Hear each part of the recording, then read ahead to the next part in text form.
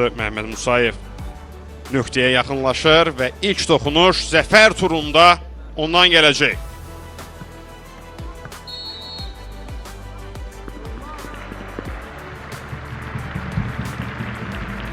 Bu alqışlar sizin üçündür.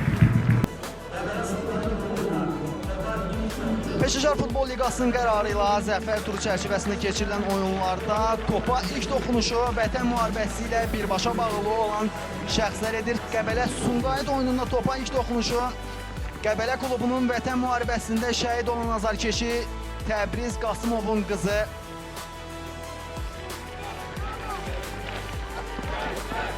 Fatimə Qasımova edir və belə bir gözəl addım Peşəkar Futbol Liqası tərəfindən irəli sürülür. Topa simvolik ilk toxunuşu Vətən müharibəsinin 44 günlük müharibənin iştirakçısı, eyni zamanda idman mediasında çox yaxşı tanış olan və yaxın olan şəxs Mahal Məmmədov yerinə yetirəcək. Bu turun bütün oyunları məhz belə gözəl şəkildə başlayır.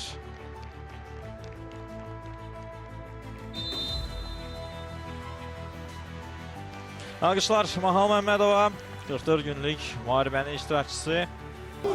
Daha bir qeyd edim, tamaşaçılar, Mahal Məmmədovla yanaşı, həmçinin Araz Naxçıvan əməkdaşı və 44 günlük müharibənin daha bir iştirakçısı Mübarək Allahverdiyev də meydanda idi və o da ilk toxunuşu edən şəxslərdən idi. Topa ilk toxunuşu Zirənin mərhum futbolçusu, Vətən müharibəsi şəhidi İlqar Bürcəliyevin qardaşı, Zirənin 15 komandasının məşqçisi Tamerlan Bürcəliyev edəcək.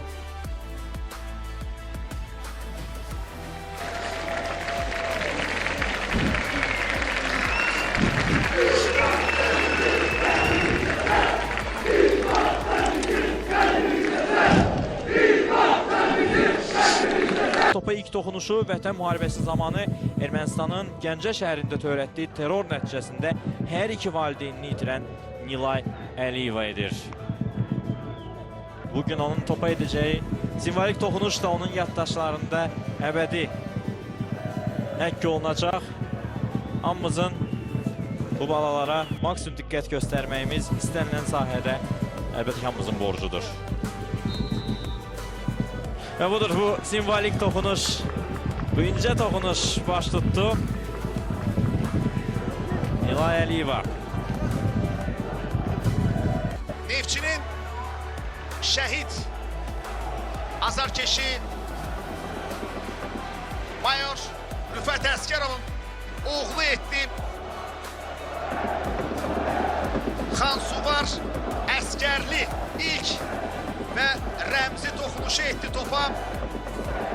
Bax bu gözəl, möhtəşəm bir ab-hava, bu ənənə davam edir. Peşəkar Futbol Liqası və Yaşad Fondunun birgə əməkdaşlığı ilə